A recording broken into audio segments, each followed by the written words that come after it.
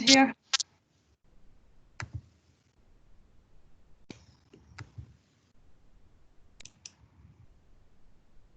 I'm hoping that's it. Can you see that there? We can, yeah. Yeah. Okay. Grant. Thanks, Francie, for that introduction. And I'll just clarify, it is Donaghmine, yes, and the brothers are Donaghmine despite playing for Blackhill, so I'll just put that out there now. But as we go through this here, look, it's nutrition for sports performance, and I kind of have this pitched at a level for coaches, players, and parents. So there's a bit of everything in it, but hopefully people will be able to take something from it. The way it is if you're a coach or you're a parent and you want to transfer that information across to a child or a player that you have in your care, I think if you have a bit of knowledge around that or a bit of a knowledge base, well, then that's going to help you. So hopefully you'll be able to take something from this. So performance nutrition, what is it? It's really the application of eating strategies to promote good health and adaptation to training. So first off, if you have a healthy player, they are going to be a much better player on the field for you. So that's the first thing that we want to get, that they are a healthy and strong person, player, and that's going to help them then on the field of play. And adaptation to training. So for example, if you are training 2 or 3 times a week, the purpose of that training session is to get fitter, is to get faster, is to get stronger. And you're only going to be able to do that if you tie your nutrition in alongside it. So that's what performance nutrition is. It's kind of matching your nutrition to the type of training that you're doing. And that will help you to adapt to it. A recovery after training and competition. So tying our nutrition in around our trainings, around our matches, is going to help us to recover. And if we can recover properly, it preps us then again for our next session. And if we're prepped for the next session, then we can put our best foot forward, train as hard as possible, and then that's when we get the gains from that training session. So the ability to recover, push yourself again the next day, allows us to become fitter, faster and stronger, i.e. helping us to adapt to the training that we want. Our optimal performance during competition. So we all chase winning. I know winning isn't the be all and end all, but ultimately we do all chase it.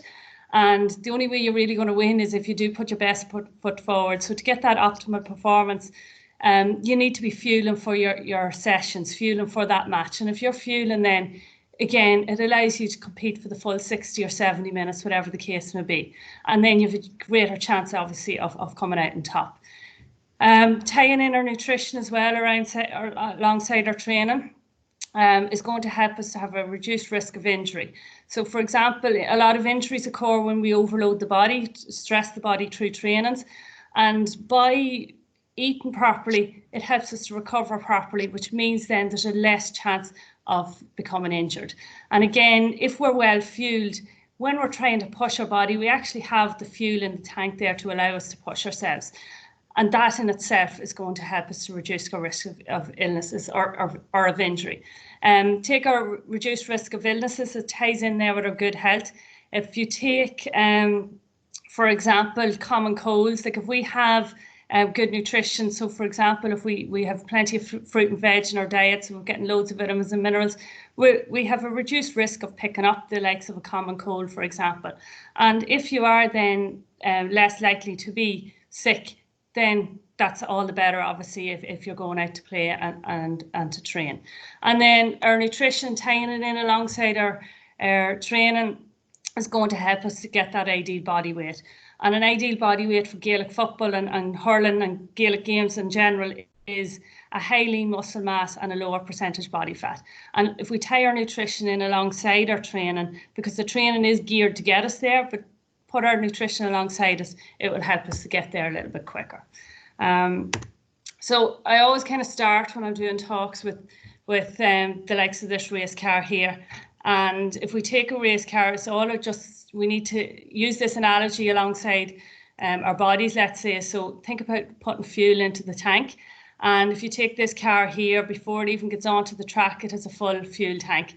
And our bodies need to be the exact same. So before we start a training session, before we start a match, just think about having that full fuel tank before we start. That's what we're aiming for. And what we fuel ourselves with is food. And just like this car here, if we put the wrong types of fuel, so i.e. the wrong type of food into our body, we'll just not go as we'd like. So again, this analogy can help us think of, right, first off, I need to fuel myself before I start, but what am I fueling myself with? And that's what we're going to do in this presentation here, is just to give you some tips around what we need to be doing in terms of fueling. Again, here is something I nearly always do have in my presentations is what do we need to be doing, or where do we start in terms of sports nutrition or performance nutrition, whatever you want to call it. And if you have a look here on the screen, like here, the widest part of this pyramid here is a balanced diet. And performance nutrition, sports nutrition does not have to be anything fancy. It needs to start with the basics and then we work our way up. And I think a lot of people are confused on the start over here on this side, whereby people think we need to be supplementing, we need to be doing all the fancy stuff. Whereas in reality, what we need to do is have a balanced diet first. Then we can add in on top of that our sports nutrition. And what that is perhaps eating more on a day that we're training. Perhaps it is timing my food in and around my training sessions or my matches. Perhaps it is I'm injured, so do I need to alter anything? That's where your sports nutrition comes in here. And then if we need to get those small gains or things that we can't get from the diet, we may need to supplement on top of that. But it starts here, the balanced diet, and work our way up. It's not the other way around, as media might tell us, or social media in particular might lead us to believe that that's where we need to be. So if we take there, the bottom is a balanced diet. What is a balanced diet? And you can see here I have the Eat Well guide. So this Eat Well guide, or Eat Well plate, is something that would be used in the north of Ireland and in England in relation to what our daily intake should consist of. And if you just look at that plate there, you can see the majority of the plate is fruit and vegetables. So that gives us an indication that a large amount of our diet should be fruit and vegetables. And on the other side then, a large portion of our diet should be coming from our starchy carbs. And you can see then we have our meat, fish and poultry, our dairy products in there as well. So that's the Eat Well guide that kind of just gives us an indication of what we need to be doing on a daily basis. You can see that the confectionery items here didn't even make the plate, i.e. we should be taking those a little less often, and our water is tied in here. So that's the Eat Well guide that would be used in the north of Ireland, and in the south we would use the food pyramid. Now I'm going to use the food pyramid here because I like it in that it gives us the numbers, the indications of portion sizes that we need to be taking on a daily basis.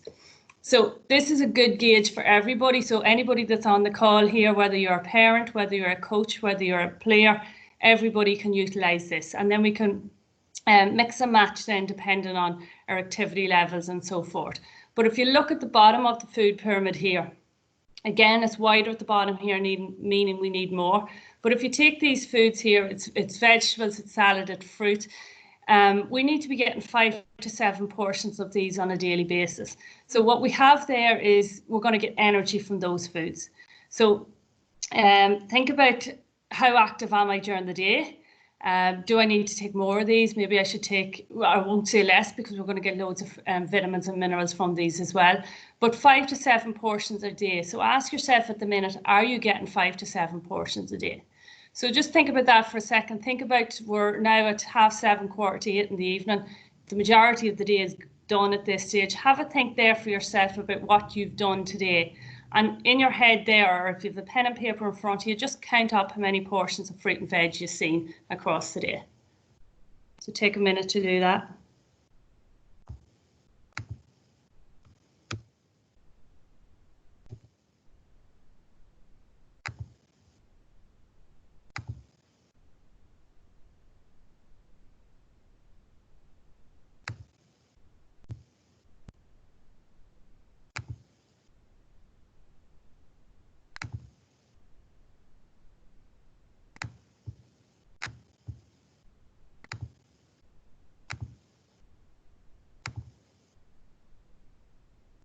Okay, so generally when I ask the question of people, how many portions did you have? You'd be lucky if there's 3 or 4 portions of fruit and veg there.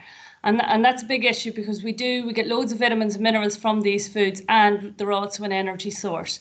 And particularly now with the COVID-19 situation, not that vitamins and minerals are going to help to not get COVID-19, but if you have a stronger immune system, you'll be able to fight it off that little bit better. So the vitamins and minerals are key. But if we're not getting those fruit and veg in, just think about how could we get them in. So maybe in the morning we could add some berries to our cereal in the morning. Well, that would give us one portion. At our mid-morning break, we could take a banana and an apple. There's another 2 portions. At lunchtime, we could add salad to our dinner or to a lunch. In the evening, always have your veg there. And a snack before bed, or an evening time snack, could be again another piece of fruit. So if we were to slot those in across the day and make some changes, like currently I know people are at home and they're baking a load of goods and it's all sweet treats we're baking. But if we just change up the type of treats maybe that we're baking at home, we get that fruit in. Or instead of going for the bar of chocolate with the cup of tea, maybe we could swap out the bar of chocolate for a banana or a piece of fruit, or a fruit bowl with a yogurt, or making up a smoothie if we know you're just not very good at getting the fruit and veg in. Make up a smoothie to try and get it in. If we take the next shelf then, here we have our starchy carbs, so wholemeal cereals, breads, potatoes, pastas, rice. These are again our energy source, and how much we need will very much depend on the type of activity that we're doing. And you'll see there on the screen that we need to be getting 3 to 5 servings a day. If we're fairly active, and if you're a teenager that's growing, you will need up to 7 portions, if not a little bit more. So try again, be conscious of that. What I'd say is base your meals on these foods here, and then we'll add in the supplementary foods then on top of it, and that's where you'll get your energy sources. And if you just note the colour of that shelf, it is brown, so i.e. we want to be having brown bread, brown rices, brown pastas instead of the whites. What the brown does is a slower release of energy, and again it's better for us when we are doing training and exercise and even just our day-to-day activity. It'll give us a slower release of energy across the day. And again, just looking up through the shelves, we've got our protein shelves, so our dairy, 3 servings a day. And for teenagers, that needs to be up on 5 because of the additional calcium you're going to get from the dairy foods. And then we've our protein, our meat, poultry, fish, 2 servings per day. And I'm going to come back to protein in a few minutes. But have a look at the top of the food pyramid, then it's cut off. And it's cut off there, meaning that we don't need the foods there at the top every day. So foods and drinks that are high in fat, sugar and salt, so all of your confectionery items, sweets, bars, crisps, fizzy drinks, etc., all fall in there. So we don't want to be having one of those every day. And again, I'd ask you to reflect on what you've done today and just think, right, we're now at 8 o'clock in the evening. How many of those have I had today? So just think about that for a second.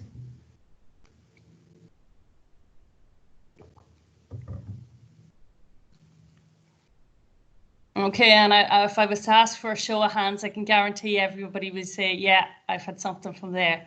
And for me, the biggest issue I have with those foods is it's not that, right, we're eating them all the time and they're not good for us. The biggest issue I have as a sports nutritionist is that if you're eating those foods, it means you're not getting the ones at the bottom. And if you're not getting the ones at the bottom, that means you're not getting the carbohydrate or the energy that you could bank and use for your training sessions. It means that you're potentially missing out on the vitamins and minerals that you need to help to adapt to the training. It potentially means that you're not getting the protein that you need to get stronger. So for me, the issue isn't the fact that they're bad for you. It's the fact that you're missing out on all the other stuff if we're eating those type of foods across the day instead of what we should be eating at the bottom. I'm just going to zone in now on a couple of nutrients. So carbohydrate is going to be the first one. And you can see there from the image that the carbohydrate is your brown breads, brown rice, brown pastas, etc. And fruit and veg do classify as carbohydrates as well. But carbohydrate is our main source of energy. So if you think about that, carbohydrates is our energy, right? I'm a player. I want to go training 3-4 times a week. I want to give my best effort in that training session. well then you must have carbohydrates there. And go back to thinking of that car at the start about fueling the body. This is fueling, putting the carbohydrates in the bank, storing it in the muscles so that we can use it during our training sessions. So how do we do this? Think about having carbohydrates in each meal that we have across the day. So again, this is for somebody who would be active. If we're not training, we might eat less of these. But if you're active, think about, right, based on my meals and carbohydrates, my morning breakfast might be porridge, so that's carbs. My lunchtime might be a chicken salad sandwich, well, the bread is the carbohydrates. Then in the evening, I might be having potatoes, meat and veg. Well, there's my potatoes, is the carbohydrates. And then my snacks might be fruit dotted in there throughout the day. So again, you're getting your carbs. So that's the way you need to think about it, because it's ultimately you're just putting fuel into the tank so that it's there for use in your training sessions. And it can take up to 48 hours if you've depleted your stores. It can take up to 48 hours to fill up that fuel tank. So what I'd say is, what day is today? Tuesday. If you did a training session today and it was a tough training session and you're training again on Thursday, there's a high chance that you will not be fully recovered for Thursday's training session, and you 100% will not be recovered and ready to go again if you do not eat well after training tonight, you do not eat well tomorrow, and you do not eat well Thursday. Because if you don't get those carbs in today, tomorrow and Thursday, you will not be fully recovered before Thursday's session. And what that means is that you can't put your best foot forward on Thursday. And if your coach is doing tough runs at the end of training and your fuel tank's already empty, well then you're not able to give your best effort in that sprint. So if you can't give your best effort in the sprints, well then you're not going to get faster. Okay, so that's the way you need to think about it. I need to fuel so I can give my best effort for every training session. And if you have two athletes or two players that do the exact same training and one looks after their nutrition and the other doesn't, I can tell you now that the player that looks after their nutrition will be far fitter, far faster, far stronger than the player who didn't look after their nutrition, despite doing the exact same training. Okay, and key things to look out for too is if you've heavy legs. So if you go to training and the legs are heavy already on the warm-up, that's a sign to you that you're not fully recovered from your previous training session. So take a mental note to yourself and say, well, right, whatever I did today, if it wasn't good enough, I need to make sure I'm well fueled then for the next day and make the appropriate changes. So it might be increasing the portion size of a meal. It might be having an extra snack, an extra carb-based snack. So you need to just look out for those triggers as to are you fueled, and if not, what changes do you need to make? And then for a coach as well, just you may be able to look out on your players and see that there's some players and they are fatiguing very early. And if they are, that's something you can note. Maybe it is worth having that conversation just around their nutrition habits and what are they doing and what are they eating before the training and what did they have for their lunch when they're at school and things like that. Just because you will be able to see if a player is lacking in energy, and then the appropriate changes need to be made to try and counteract it. Protein then is the next nutrient I want to zone in on, and then you can see there from Sorry, yeah. Can I jump in there just quickly? Yep. I presume this is in relation to either the food plate or the pyramid, but does it matter what part of the day you have these portions of fruit, and if you take more of them together, i.e. fruit smoothie in the morning, is that enough until the next morning? You combine your 5 a day into your one drink? Yeah, if you can get it in, yeah, no, it's fine. You're talking about 5 to 7 portions of fruit and veg per day, and we actually want to go, if we were to split it in half, which if you split 7 in half, it should be 4 veg, 3 fruit if we can. So to get that balance right, we want to go more on the veg side of things than on the fruit. But if you're getting 3 or 4 portions of fruit in one sitting, that's still perfect. But what I would say is snacking is good, And we do want to break up our eating habits. So every 3 hours we should be having something to eat. And if that's, I nearly do save my fruit for those snacking periods, because if you don't snack on fruit, what are you going to snack on? Something that really we shouldn't be snacking on. So yes, take all your fruit and veg, take it all in one sitting, but be conscious, what am I taking it in its place if I'm not taking it at my 11 o'clock break or the 3 o'clock slump. So you may need to save it for there either. Okay, hopefully that answers your question there, Mickey. Okay, back. Sorry, and I'm looking at a screen. I can't gauge what's happening there at all, but I'll keep going. Oh, you're doing well. I'm racing through it. I know I'm racing. I can see I'm just yap. Anyway, next we have protein. So our protein foods is there, as you can see on the screen, and dairy products will be tied in there. So your meat, fish, eggs, dairy products constitute our protein. And every cell in our body is made up of protein. So essentially our body is made up of protein, and that in itself gives us an indication, well, if the whole body is made up of protein, I need to be getting protein in on a daily basis and on a regular basis throughout the day. And our muscles, in fact, are actually made up mainly of protein. So if we're looking to grow our muscles, i.e. if we want to get stronger, well, then we need to make sure then that we've protein in the diet, and particularly then in and around our training sessions, that there's protein there.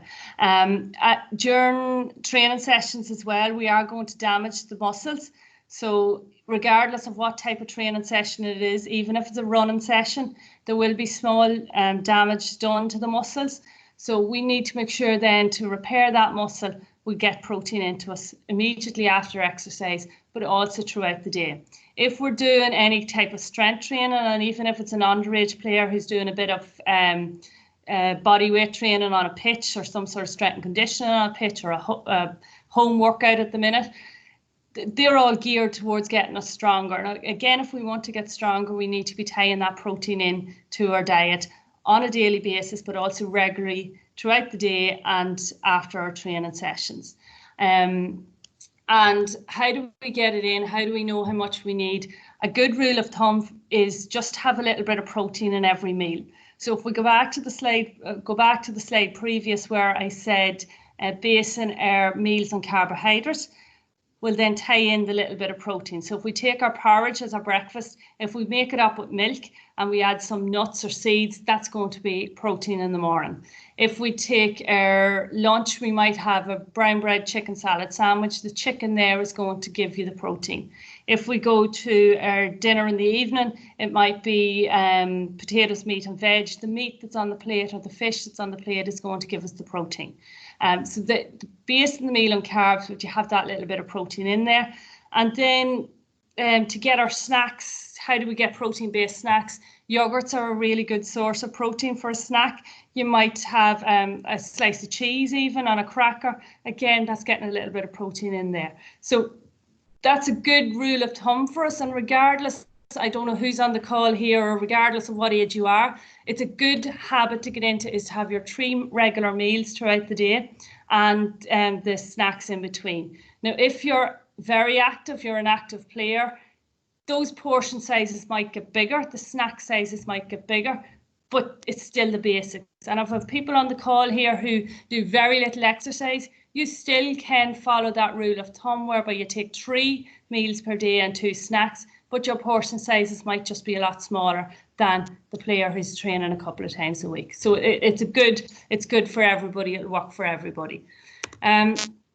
This next slide here is just in relation to the top of the food pyramid and the foods that are high in fat and sugar.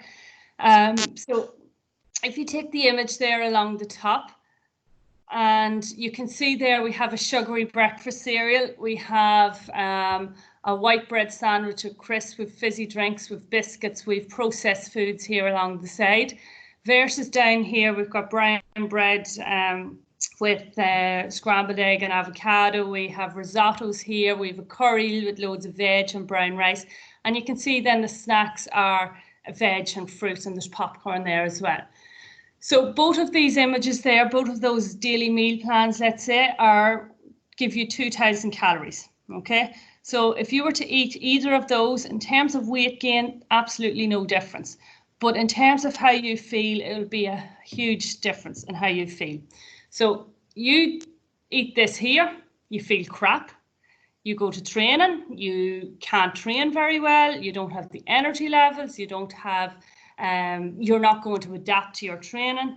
Versus this here, you are going to have loads of energy because there's the carbs there, the brown carbs that we can bank and store and use during our training sessions are used throughout the day. We've got our protein there that's going to help us to adapt to our training and become stronger. And we've got our fruit and veg there as well that's going to keep us healthy and strong and help us to adapt to our trainings as well.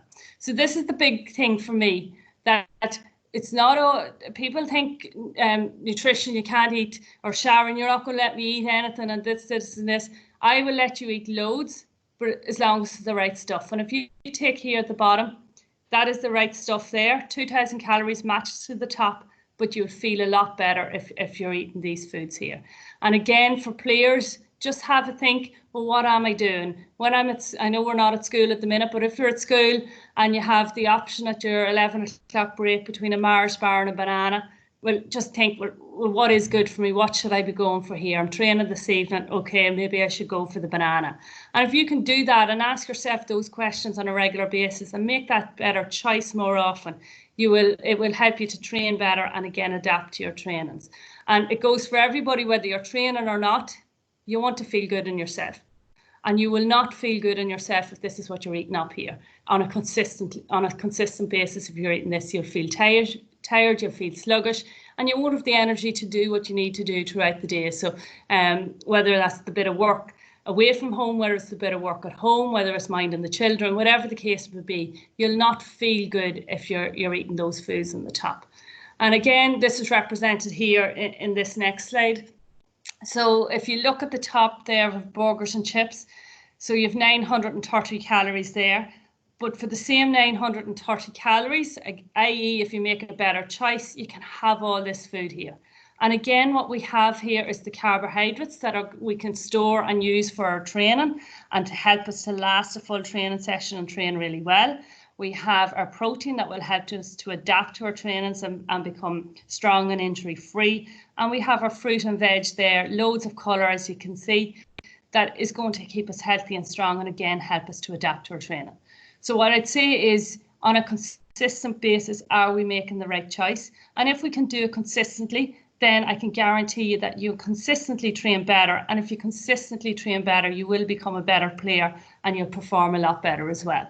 And if you can get one person doing it, great. If you can get two, if you can get a whole team rallied on doing this, I'm telling you, it will make a huge difference. Next slide then we have here is water, as I'm just going to take a drink. Okay, sorry, Sharon, to jump in again. Just a few questions coming through here. So Jerry says, what about players on low carb diets? Will their energy not come from their protein intake, or is the low carb a total no-no when active in sport? Look, carbs kind of do get a bad press, but ultimately you do need your carbs for the type of performance that we're looking for in a training field.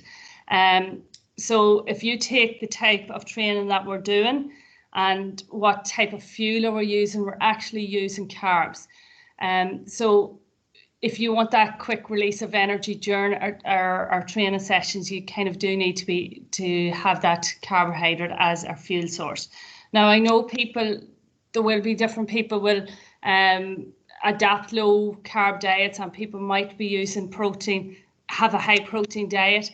And ultimately what I'd say for those is that they're probably performing okay on certain things, certain exercises, but in terms of their ability to get up and down the field, I would say they might struggle with because of that fuel source and where they're getting their energy from. So it's probably worth looking at for those individuals, having a wee bit more education around it in terms of Gaelic football or hurling, whatever we're talking about here. What is the fuel source? And in most cases, the fuel source is going to be carbohydrates. Okay, and John has another one here as well. Pre-training stroke match, would you recommend more carbohydrates and then more protein post-recovery? What is the best food to get these?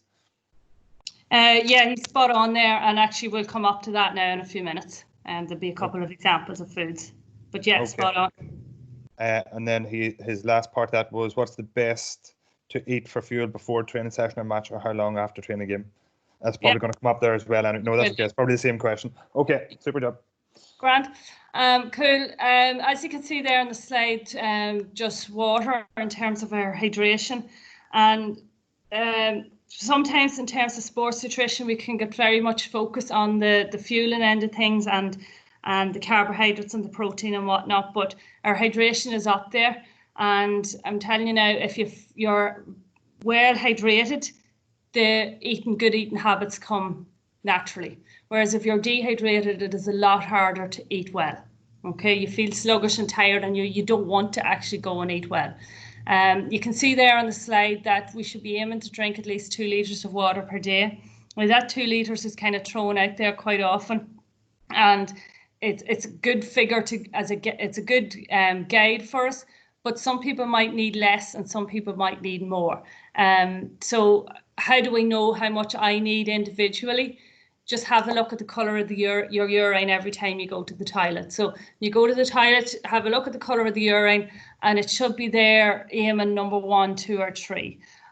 So pale yellow to nearly clear or see-through.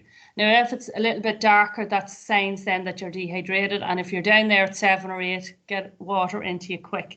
So you might notice if you had a night out and a few too many, the next day the urine is down there at 7 or 8 and you're severely dehydrated. And again, if you're down there at 7 or 8, you'll probably notice that you don't go to the toilet as often. So after a night out, you might go to the toilet first thing in the morning, and again, you mightn't go to the toilet till it could be 3 o'clock or 4 o'clock in the day. And that again is another indication that you're dehydrated. So aim for 1, 2, or 3.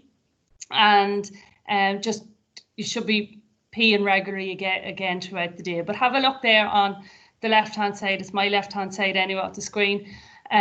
Just the effects of dehydration. So the physical effects are reduction in muscle strength, perception of effort is increased fatigue, and then mental effects such as reduced concentration, reduced skill, reduction in decision making. So what I'd say is, are those things that we want to see on a football pitch or a hurling pitch? Absolutely not. So if we don't want them, what do we do to not have them? Well, it is to drink a little bit more water. And the body is made up of a large percentage of water. Our blood is made up of a large percentage of water. So if we're dehydrated, what happens is we lose that water from all throughout our body. So if we lose the water, for example, from our blood, what happens is the blood gets thicker and the heart has to work harder to pump the blood up around the body. So even before you step onto the football pitch, the body is already working harder to, for example, get the blood up around the body, up to the brain. And so before you even start, you're already tired and sluggish, and that perception of effort is already increased. If we lose, again, we're dehydrated, we're losing water, we're going to lose it from the muscles. So what we have is, as you can see, is a reduction in muscular strength. So our muscles shrivel up that little bit when we're dehydrated. So we can't give our best effort in a sprint, for example. We can't kick the ball as hard as we would like because there's a reduction in the muscular strength. Come down here to reduce concentration. We're a goalkeeper, ball's coming in.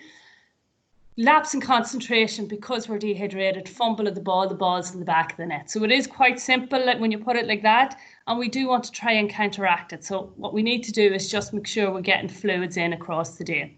And if we take a day like the last couple of days we've had that has been really, really warm, water alone might not do it for us. So what we might need to do is add some electrolytes. So a simple homemade sports drinks such as water with a pinch of salt and diluted juice, that will just help us to hold on to our water a little bit more, which is needed on days like the last couple of days we've had, especially if we're training in it and sweating a lot. So this might answer some of the questions that come in. So pre-exercise nutrition, what are the goals? It goes back to what I said, and again, this talk, there's nothing that's going to be mind-blowing, nothing that you've probably heard before, but it's just about reinforcing the basics here. So the goals then are to optimize our carbohydrate stores to prevent fatigue. So getting that fuel into the tank and basing our meals in carbohydrates, full fuel tank, get to my training session, I can train really, really well. and then ensuring you're hydrated before you start. So what do we do? What does it look like practically? So practically what we need to eat, and this might be something the coaches might think about if they're feeding their players prior to a training set or prior to a match. So you take your large meal about 3 hours before the training session of the competition. Think about what I'm after saying. Where are we getting our energy? We're getting it from carbohydrates. So that meal that you have should be carbohydrate based and little to no fat, because fat is harder to digest. So don't be having a big steak, because steak is higher in fat, so it's just going to be harder to digest. And these are examples here. Again, nothing fancy. If you look at a pasta and chicken in a tomato sauce, so the tomato sauce is less fattening than a creamy sauce. We have potatoes and beans. We have a sandwich with the meat on it. We have eggs and toast. So if you look at all those foods there, there's the carbohydrates, but you never miss an opportunity to get protein in. So we have our pasta, but with the chicken there, so we're getting the protein. We've our potatoes, but we've our beans there, so we're getting our protein. We've our sandwich with the bread, which is carbs, but you have your meat. Or you have your toast, which is the carbs, and again, the eggs is the protein. So carbohydrate based, and then a little bit of protein tied in. Now, if you get peckish, and I know it's not always convenient to have that large meal 3 hours beforehand, or whatever we're doing, we might need a smaller thing beforehand. So if we need a lighter snack, just think about, there's no hard and fast rules about what do I eat in an hour or 2 hours before a session. What I'd say is find something that sits well with you, what's comfortable with you, and again, is a tick in the box of being carb based. So a lighter snack might be fruit, milk, cereal bars, or even a simple slice of bread with jam on it. That might just tick the box for you. Nothing fancy, but carb based. I know it's going to do a job for me. And then if we take post exercise, well, what are we looking to do? Well, we're looking to recover as quickly as possible. So that might mean getting our carbohydrates into us, and it also means getting that protein into us to help promote that recovery. Okay, so those are the goals. Restore any of the fluids that we've lost through sweat, i.e. get that water back into us, get the carbohydrates back into us, and get the protein into us. So again, what does that look like? It looks like eating a high carbohydrate snack with a moderate amount of protein. So think post-exercise, yes, protein is really important, but it's not the be-all and end-all, particularly when we're talking about pitch sessions. So if we're talking about Gaelic football or hurling, whereby it's aerobic, an aerobic-based activity, we need to be getting the carbs in there. Whereas if it's a strength training session, solely a strength training session, you can eliminate the carbs in that instance. So if it's a gym session whereby it's solely strength training, you might just focus in on the protein. But if we're talking about GAA as in general, whereby it is a pitch-based sport, you will need to get the carbs in and the protein in as well. So if you look there, you can see at the top of the screen, as said, you want to get in within the first 30 minutes. Ideally, eat as soon as you can after exercise, because a recovery is heightened within the first 30 minutes of finishing the training session. So if you can get the recovery snack in there straight away, you'll recover a lot quicker. So that's a good thing. So maybe if you're a coach, if you have the option of providing food, or maybe providing a pint of milk for players, that's going to enhance the recovery. If you're at school, for example, and you have a training session at lunchtime, what I'd say is make sure you get something to eat before you go back into the classroom. If we're at home and we're training and you're getting into the car and it's going to be an hour before you're home, perhaps think about packing a snack. And those snacks there are milk, fruit, yogurts, cereal bars. Again, a jam and peanut butter sandwich might do the trick. Or alternatively, if you can get a larger meal in straight away after exercise, all the better.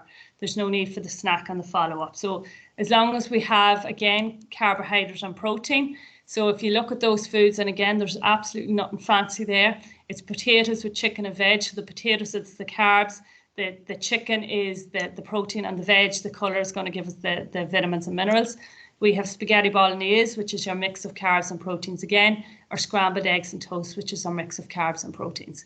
So what I'd say is simple foods, but you tick in that box, they're going to do a job for you. And again, do that consistently, and that's when we get the changes that we want. So I just have a sample meal plan here. If you look at the layout with breakfast, lunch, dinner, this is something that absolutely everybody should be following by. This breakfast, lunch and dinner. Now the makeup of the meals might differ depending on what you're doing. But if you can get that consistency in there, it means you're consistently fueling or consistently providing the body with the nutrients that it needs. So if you take breakfast there, it's a bowl of cereal, and porridge is the best cereal that you can have. So if it's a bowl of cereal, that means you have carb based, but if you make it up with milk, then, well, that's going to give you some protein. If we take our lunch, we have a sandwich there, tuna and sweet corn, ham, cheese, chicken, salad. If you add your salad, you're going to get colour, but then you've also the bread is the carbs, and you have the chicken or the tuna is the protein. If you go to your dinner, you have your meat or fish with potatoes, pastas. So again, carbs and protein. I've pre-bed then, supper is cereal and slice of toast. So this is for somebody who's training. As you can see, you have your pre-training snacks in there, and the snacks, nothing fancy again, but it's your fruit, it's your yogurts in there, and it's just ticking the boxes. So this here meal plan would be for somebody who is training and training of an evening, and you're just fueling throughout the day. And for example, Tuesday, if that's what your Tuesday looked like, you were training today, and you know you're training again on Wednesday or on Thursday, your Wednesday training, your Wednesday day plan won't look too different from this either, because again, you're just recovering tomorrow, getting ready for your next training session. Okay, the more active you are, the bigger the portion sizes will be, and the less active, then obviously you can scale it back a wee bit. You see in there, I have a glass of milk. Milk is the best thing you can drink, so I would encourage all teenagers in particular to eat or to take a glass of milk with their dinner, because what you're getting there is, if you're a teenager, you're growing as well as trying to fuel for your training sessions, and the glass of milk is going to give us the extra calcium that you need. Post-exercise as well, milk is the best sports drink you can get. It gives you carbohydrates, it gives you protein, and loads of other goodness as well that will help us to recover from a training session. So milk is a godsend in terms of recovery. I've put this in here in terms of key issues, just maybe to cover the people that's on the call. I'm not too sure who we have, but if you have a coach, maybe this is something that I would notice now working with different groups, and it's perhaps as a coach you might be able to spot some of these, but people don't eat enough to support their training as well as their growth. So you might have a teenage player who is training, they're at school doing football, they're doing hurling at school as well, they're training with the local club 3 or 4 times a week, and they're being pulled here, there and everywhere. And if you're being pulled here, there and everywhere, that requires energy and that requires fueling. And if you're trying to grow as well as do all those training sessions, you need to be eating in order to support all of that. And it's one thing I would notice is people aren't doing it. And if you go back to the food pyramid, which I had there at the start, in terms of the food choices that people are making, people tend to make not the best food choices nowadays. We're all looking for these snacks, quick snacks and things like that. So there's a high chance that people aren't fueling enough to support their training. So that's something that you probably might be able to notice in some of your players. People looking for quick fixes again. So protein is everywhere at the minute. People think I need to be protein this, everything needs to be protein. I need to take a protein shake. I need to take protein milks. The reality is you don't. If we have a well-balanced diet, you should get everything you need in it. The only time I really would recommend shakes or supplements for anybody is that if they are doing so much training and they just don't have the time in the day to eat to get all they need, then a supplement for them might just be a quick fix for them to help them to get them where they need to be. Or if I have somebody who is doing a training session and they know it's going to be an hour before they get home and eat, well then a supplement in that case might do, even though I do recommend milk. But sometimes it's handy to have a supplement or a powder there. But that would be the only reasons. If we can get the food, it's always food first. If we can get the food, we go with food first. Another thing I notice is people afraid to eat after training because they think they're going to undo the training session. So they're after running around there, great, I'm lost weight, I've burned X amount of calories. Well, then you need to, if you've burned X amount of calories, for me, you need to get that carbohydrates into us to prep you for the next training session, to allow you to train hard the next day, even if it is to burn extra calories the next day. Or you need to get the protein in post-exercise, again, to help you to adapt. So you might, that's something that they might spot in your players as well. And then I've just thrown up here a few things. Sharon, yeah. Can I jump in again there? Okay, just 3 or 4 questions coming in here just so to keep myself I'm right. going to put these up. Super. For endurance events or endurance races, for avoiding stomach cramps and stuff like that, is there stuff that you should avoid or stuff that you should take in advance? Do you know what? Things such as training the gut.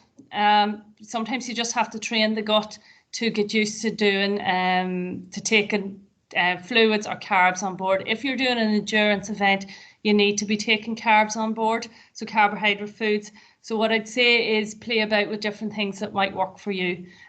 So I think it's common, people know what carbohydrate foods are, so it might be fruit, it might be a gel, it might be a sports drink, it might be a slice of bread, it might be raisins. You just find that what works with you and kind of use it in a training session, and you do just need to train the gut to allow you to get used to taking them on board. Okay, next one is the half-time replenishment, so to speak. What do you recommend coaches provide for a team to eat and drink at half-time during a match? I have it on the screen here at the minute. Very good.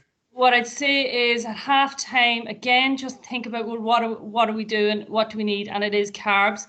In reality, we don't need anything at half-time if we come well fueled, but realistically, in the real world, not everybody comes well fueled, so we do need to provide something at half-time.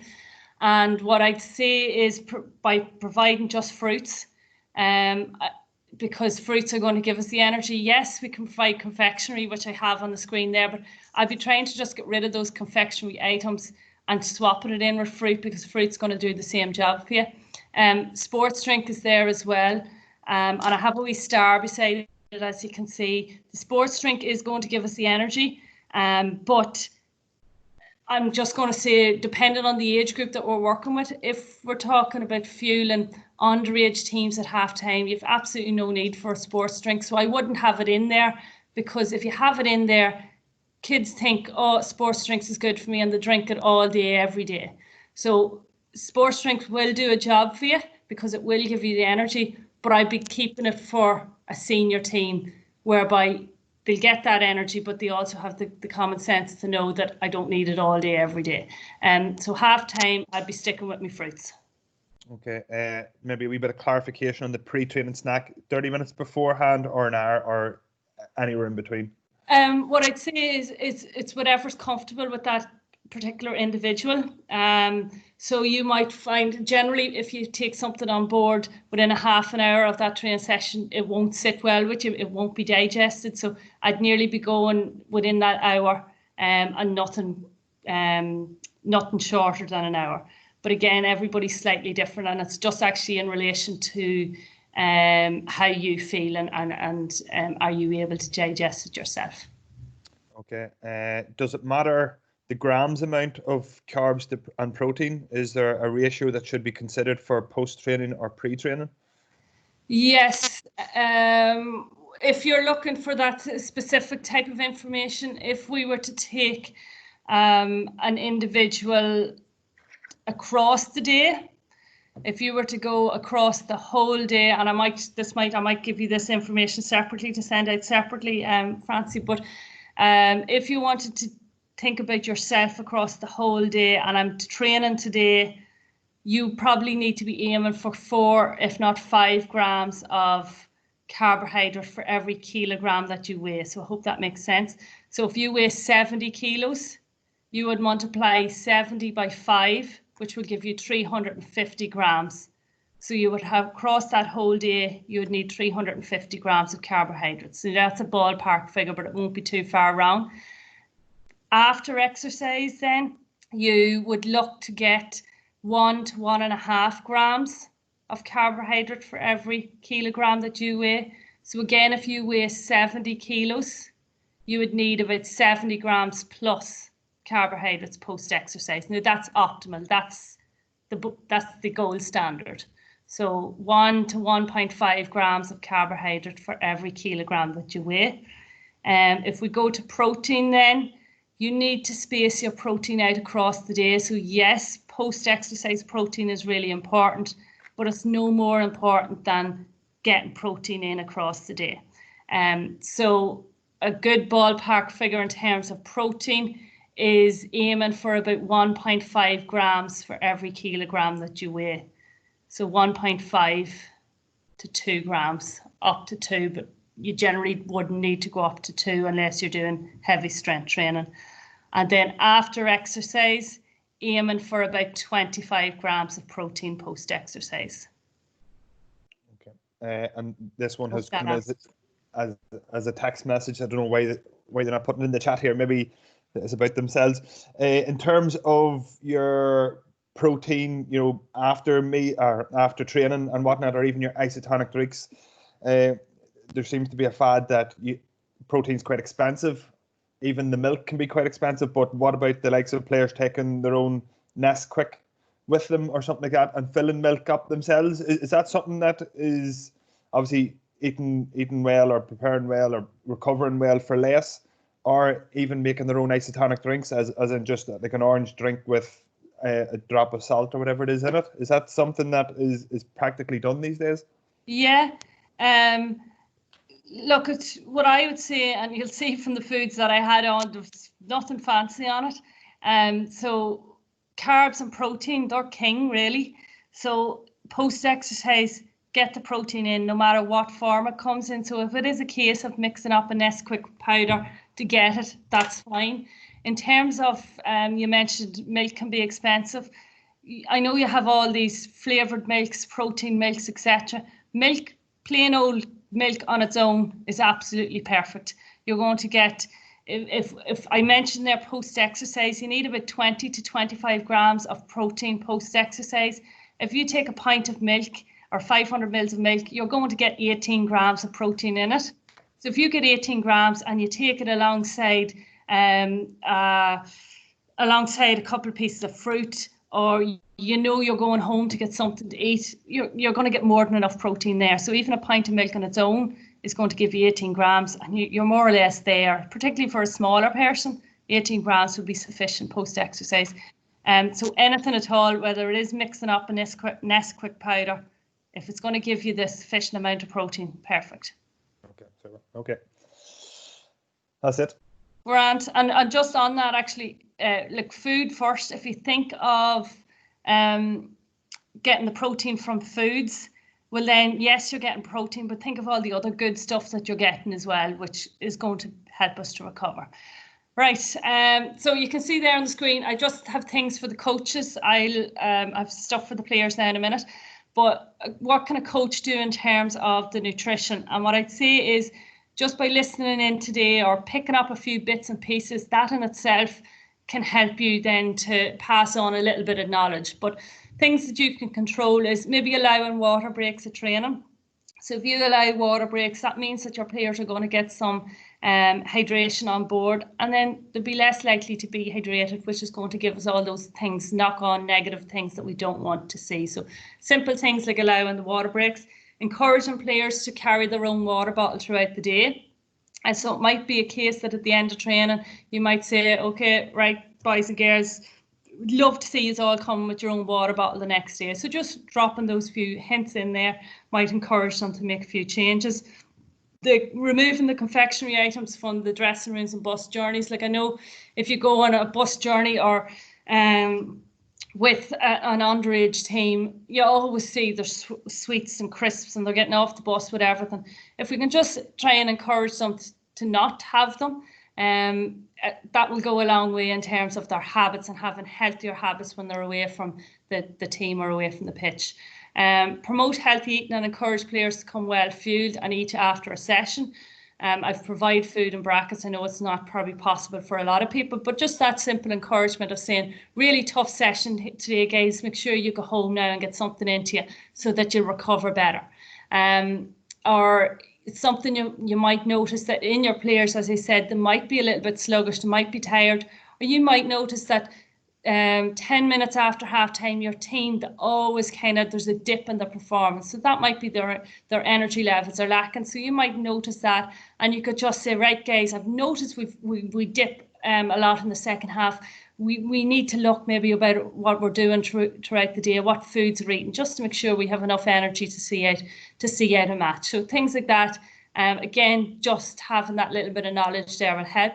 And that education of the players, whether the few things come from yourselves as coaches, or it might be a case of providing leaflets, it might be getting guest speakers in like myself, or just a role model. So you might have a senior player in the club that they constantly carry around a water bottle when they're training. So all you have to say is, oh, look at so-and-so, he always has the water bottle with him. Or it might be a case that you see somebody has a recovery snack in their bag. So you could just say, oh, such and such does this, maybe we could all follow. So getting that buying into that role model things might help you as well.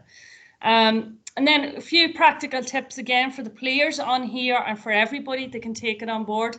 I have there at the top, get enough sleep. Now I know sleep technically isn't part of the nutritionist job, but we do all of our recovery, or most of our recovery, when we're in bed and when we're asleep. So if we're not sleeping enough, we're not going to recover enough. So getting that sleep in there is key, particularly then for young players. You need to be getting up to 9 hours sleep a night. And if we get, don't go to bed hungry there. If we can provide ourselves with a supper before bed, what's going to happen is you're providing your body with those nutrients there and then before bed. So they'll be available to us. So we'll recover better at night if we're providing ourselves with those nutrients for sleep. Always eat breakfast. So breakfast is going to do a couple of things for us. If we take our breakfast, we're actually less likely to snack unhealthily throughout the day. If we take breakfast, we'll have a better routine of taking breakfast, lunch and dinner. Whereas we skip breakfast, we kind of be a little bit all over the place, which we don't want. What breakfast will also do for us is we'll just be adding into that fueling process. So if I trained last night, the next morning's breakfast is helping me to recover from last night's training session. And also what it's doing is it's putting fuel in the bank for the next training session. So we don't want to skip out on our breakfast. Carry a water bottle with us so we don't be dehydrated. Pack a recovery snack, particularly if we're not getting home or getting something to eat straight away. Have something with you. Be a little bit more organised. So it might be meal prep. So you might find, you've all the intentions, good intentions in the world to do this and this and this, but you've no time. Maybe it's a case of doing a big shop at the weekend and spending Sunday evening cooking your meals up for the next couple of days.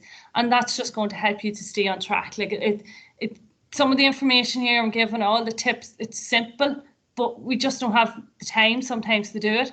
So you just have to make time because there's no other way around it. So meal prep might help with that. Taking a lunchbox with you. So if you pack the lunchbox, you are in control of what you're doing. What I generally say is to children when they're at school or to kids is if they take the lunchbox, and I know it's not cool, but just one person takes the lunchbox and then somebody else will follow them and someone else will copy them. So if you take it and people see the changes in you, they'll more than likely follow you. Buying a cookbook to be a little bit more creative. So I know now when we're off with COVID or some people are off, you can see everybody's doing their cooking challenges. Nothing has to be fancy. But if you're looking for a bit of variety, maybe it is worth investing in a good cookbook. Simple things then, like replacing our sugary snacks with the fruit and nuts. Just it's making that better choice, right? You're faced with two particular items and you have to say to yourself, well, what is going to stand me in good stead for training later? Limit your use of added sugar. So we don't want to be adding sugar to cereals or adding sugar to teas or anything, because there's enough sugar in everything, so it's nearly wasted energy. Focus in on our pre and post exercise nutrition. So if you do nothing else, it's worth just zoning in on what am I doing immediately before and immediately after my exercise session. So if we do nothing else, try and zone in on those. And the last thing I have there is just maybe keeping a food diary. So sometimes we're not aware of what we're doing, and it's worth every so often just checking in. So you might do it for 1 week and never do it again, but you might learn within that week, Jesus, I'm way off in terms of what I'm doing. So it's worth checking in on yourself every now and again, and you can do that by doing a food diary. So what I'd say is, and it's not to be complicated, I know I spat out those numbers there a few minutes ago and it was quite complex, but simple things like keeping a food diary and comparing to that food pyramid that I had at the start, and just say, right, well, I'm actually only getting 2 portions of fruit and veg in. I need to make swaps in there. Or you might notice that you're only getting protein in your dinner in the evening. So again, you'll have that realization when you write it down, right, well, I need to make a couple of switches here to get my protein in at different time points.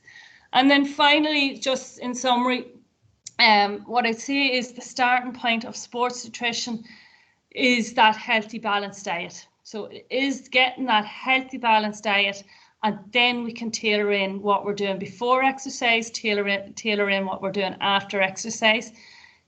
Look at our hydration. If we are hydrated, we are more than likely to eat well. Whereas we're dehydrated, you don't have the mental energy, you're sluggish, and you don't want to eat well, plain and simple. So if we get that in, that will help to improve our body composition, and ultimately it's going to lead there to improved performance. And what I always say is, no matter who you are, what you're looking for is improved performance. Whether we have people on here that don't really care about winning or losing or anything like that, but you might get better performance in your day-to-day life in terms of what you're doing, in terms of your work. You'll have more energy, you might have more energy at home. That is improved performance too. But in terms of people on a football pitch, improved performance is what we're all striving. And I can guarantee if you tie your nutrition in alongside your training, the performance levels will increase. If you can get 1 or 2 doing it, great. But if you can get a whole panel of players doing it, the performance levels will go through the roof for you. And that's exactly what we want. And what I'd say is, just when we are giving up our time to maybe train 2 or 3 days a week, all you have to do is make some simple changes, better habits, to get the nutrition tied in alongside those training sessions, and you will get the improved performance. So that's me, Francie. Thank you very much. I like the way that handy is another question here. Okay, so at what age would you start young girls on the road to good nutrition, and what tips or tricks? Oh, as the phone just dies on me. What tips or tricks? Where am I now? Oh, sorry, bear with me. What tips or tricks do you have to get girls interested in their own nutrition? As a coach, and with absolutely nothing to back it up, I was thinking just pre-pubescent, under 12 as at the latest. At this seems when they tend to get a lot more autonomy from parents as to what they are allowed to eat, and so I believe it's a critical time when bad habits really set in, and weight tends to increase over a couple of years, which they find difficult to shift later. So tips and tricks to get them interested in their own nutrition to keep good, I suppose, life habits moving forward. Yeah, I think it's the habits there that we need to bed in. And what age do we need to be bedding them in? I think it needs to be done from the get-go. And it's probably, if you're talking there coaches, or if it's a coach asking that question, it is quite difficult, because it does need to come at home, and it is the parents ultimately that are doing the shopping. It's the parents that more or less are doing the cooking. And what I'd be trying to do is educate the parents, because it's them that is doing the fueling and the shopping as such. But tips and tricks, what I would say is, it might be a case of sending a leaflet home to educate the parents around what they need to be doing, what the girls need to be doing. It might be a case of getting like providing information or sending out links in relation to cooking. It might be menu planning, it might be a cooking demonstration, and again, just you're bedding in, trying to bed in habits there. Tips and tricks, for me, it ultimately comes down to, as you can see there at the bottom, performance. And what I would be seeing all the time if I was a coach to the children is that you need to be doing this to play better.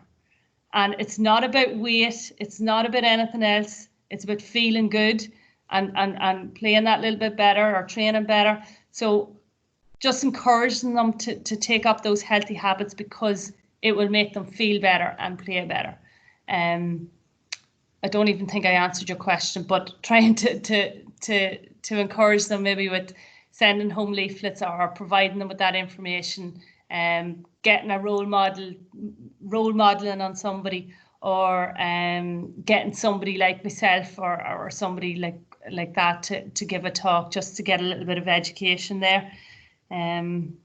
Yeah, that's it. Don't know if I answered that. Yeah, I think you did there. The next one then, what is your opinion on intermittent fasting? Example, waiting until 11 a.m. to have your first meal of the day. That's something that's kind of happening at the minute there. As you say, these kind of diet type things that are telling you when you should eat and when you shouldn't eat. Yeah, look, intermittent fasting can be useful for certain individuals. If you are an individual who's looking to lose weight, if you have intermittent fasting, that means there's a period of time where you won't eat. And if there's a period of time that you don't eat, you're more than likely going to be in an energy deficit throughout the day, across the day, which means it's beneficial, because you're not going to eat a large amount of calories, which means you're going to end up losing weight if that is your goal. So intermittent fasting can be useful in that instance. Another area in terms of starting to eat late, there is benefits to eating within a 10-hour period. So for example, if I get up in the morning and I have breakfast at 10 o'clock, by 8 o'clock in the evening, I need to be closing off my eating window. And there is benefits in terms of weight loss if we can eat within a 10-hour window. Now, and I don't know who asked that question, but because we're nutrition for sports performance here, that nearly goes out the window. Because if we're talking about sports performance and I need my player to fuel, that 10-hour window goes out the window, because I need them first thing in the morning fueling to recover from an earlier training session and to prep for their next training session.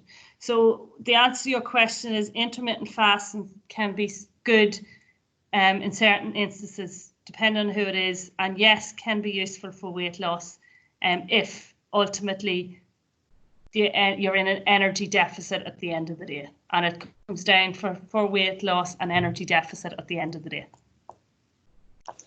I actually, if I think of something even from a work perspective there, we had a young fella that obviously celebrated Ramadan, and we had to actually go talk to the parents for training and for game days to try and see if they would allow him to have his food at the correct times of the day to help him for his performances.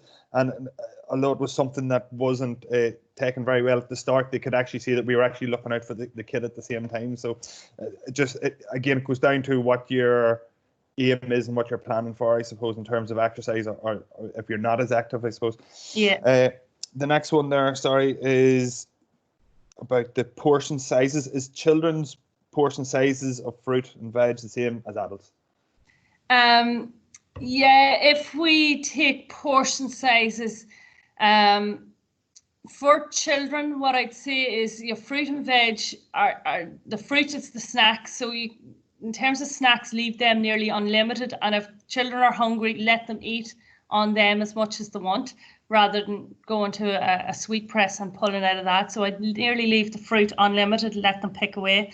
But if we were to take a dinner plate, for example, a portion that an adult would have, a child's portion is half the size of that. So that should kind of gauge you a wee bit in terms of a dinner. An adult size, a child size is half of that. So a 12-year-old and younger will be half the size of that. In terms of fruit, if they're hungry, let them eat, and let them eat choose the fruit rather than anything else. Yeah.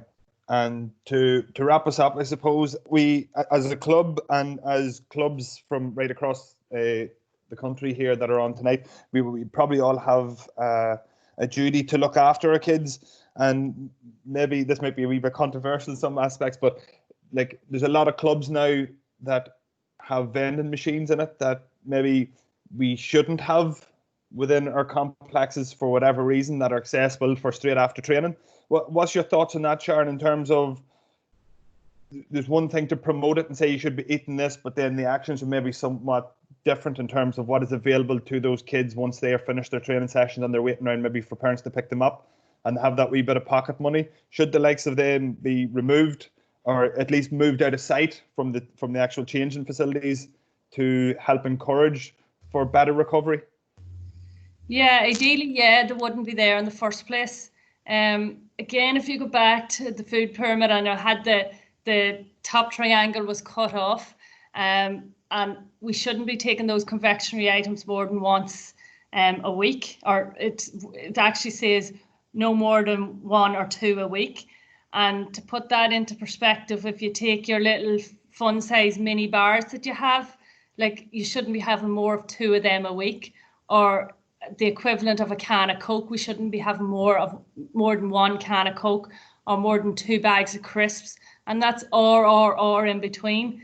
And if we think about it, we probably people's nutrition habits, we are eating those on a regular basis, and we're taking 1, if not more than 1 of those confectionery items on a daily basis.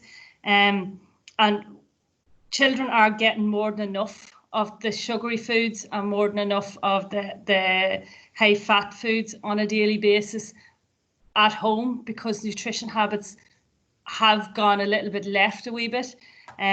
So by providing or having that there vending machine, as you say, at a training session or in a clubhouse, again, you're just normalizing that a wee bit, but it's not, it has become normal, but in reality it shouldn't be normal. So ideally you wouldn't want to have a vending machine there. And again, it goes to why I'd be removing the confectionery items from the change rooms or from bus journeys. It's because, yes, they will provide us the energy for a second half, but you're normalising the fact that we can eat sweets willy-nilly, you know. So I think it would be good to try and remove that. And as you say, one thing promoting it, but actions speak louder than words. So if you're talking about recovery and the kids are eating that at the training session, they're full by the time they get home, so they're not actually getting the proper food in to recover properly at all when they get home. So yeah. I promise you this is the last one. I find myself snacking the same thing usually most days: Greek yogurt, fruit, honey with granola bar. Also, any other examples for snacking? Or even if you think of the the Eat Well for Less website, is there any resources out there that you can find the alternatives to vary your snacks or to vary your meals, or what do you suggest? Yeah, the Eat Well for Less website's good. Safefood.eu. So safefood.eu is a really good resource as well. But snacks, I'm the same. My snacks are fruit, or they're muesli covered in Greek yogurt. What I'd say for snacks, if we're looking something different, it'd be a case of maybe getting a cookbook and just trying out a few things. So your homemade muesli bars, your granola bars, it might be protein balls or some of those snack balls that you can get. It might be a smoothie to mix it up a wee bit. Again, it would probably just be to get a cookbook and just try out a few things. And if you're talking about your snacks, just think about what's your goal for that day. Do I need carbs, or do I need more protein based, and kind of let that guide where you're going in terms of making a food choice. Okay. Hopefully that answers everybody's questions here. So just to wrap up, folks, once again, thanks Sharon for coming on. She did it off her own bat. She didn't have to do it again, so I appreciate that, Sharon, as much. It's not every day you get someone of your caliber coming on to do the likes of this for us, so thanks very much. Other than that, folks, that is the end of the 3 webinars for the club. I hope you have enjoyed it. Again, the recordings will be available on the YouTube channel, on my YouTube section there anyway. So if you do want it, you'll get it probably in your emails tomorrow. And other than that, feel free to share them with anybody that maybe wasn't on tonight, or anybody you feel might get some benefit out of it.